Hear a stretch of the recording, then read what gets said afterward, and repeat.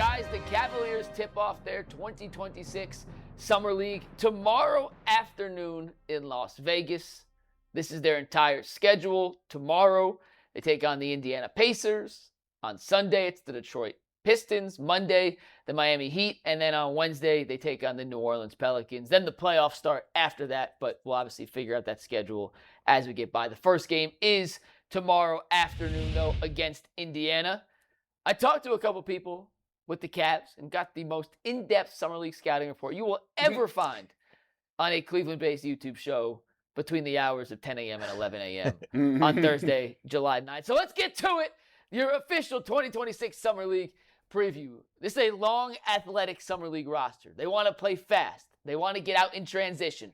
They want to cause chaos and wreak havoc defensively so they can utilize some of the athletes they have on the wings. Kind of ironic that their Summer League roster is very athletic at the wing position when the Cavs NBA team has one wing on its entire roster as it currently stands. I'm counting Nae'Qwan Tomlin as a big. If you want to count Tomlin as a wing, then that's two. But Tomlin's also on the Summer League roster. Oh, he's going to play a game or two. Okay. They want to get out. They want to run. The wild card is their three-point shooting.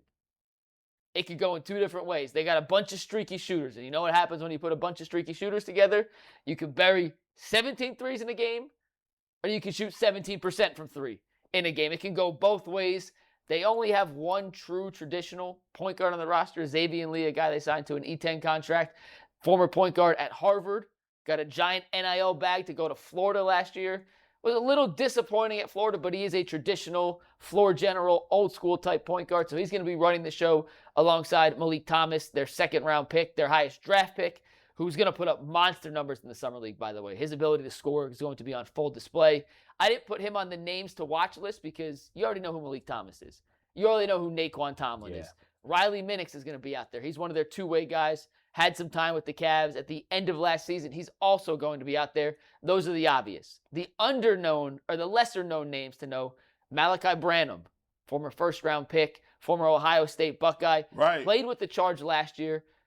I watched enough Charge games to tell you, I have no idea how this guy isn't an NBA player. He is an NBA caliber scorer. The rest of the stuff may not be there yet. Still young, still developing, but in terms of scoring, that guy is a pure scorer. I think he's going to have a very strong Summer League showing. Another name to watch, Dane Goodwin, who they signed from Grand Rapids in the G League. This is one of those streaky shooters. Took about 6 threes per game last season for the Grand Rapids G League team.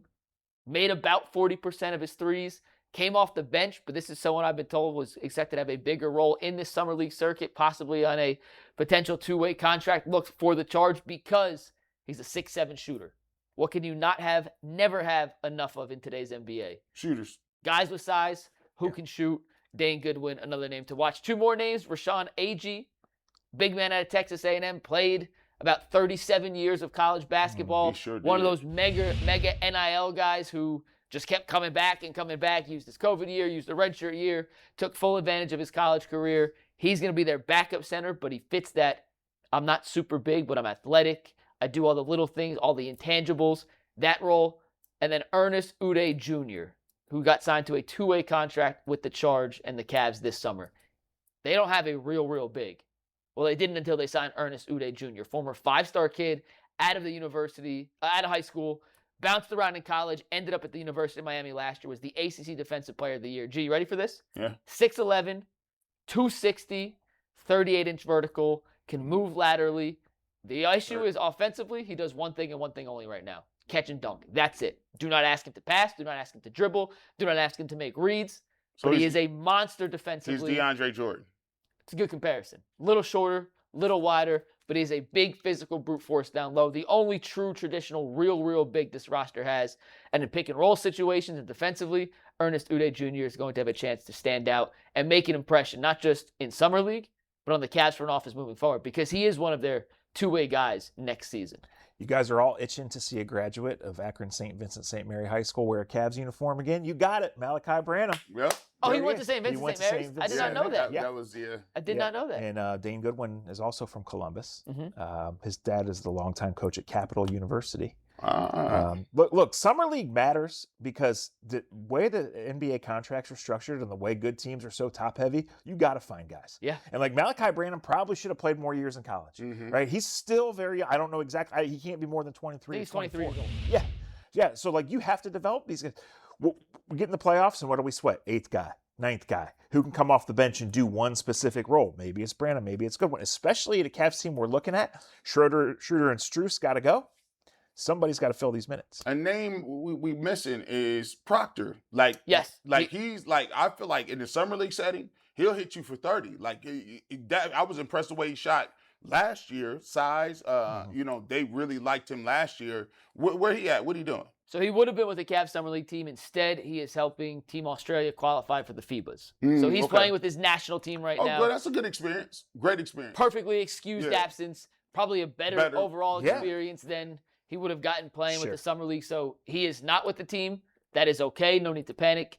Excused absence. They are well aware of what he's doing. And we didn't give enough credit to Meleek Thomas, by the way, who was the 34th pick in the draft. Yeah. A guy who can really score the ball.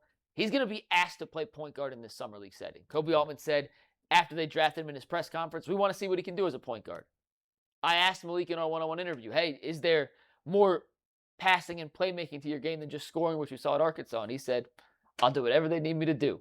We'll see how that experiment goes in Summer League, but I do know this kid's ability to put the ball through the hoop is going to be on full display, and I would not be surprised when it's all said and done if Meleek Thomas averages more than 22 points per game in this Summer League run. You better do it, Meleek, because Bronny's coming for your job. Hey, listen, that roster spot is available, dog.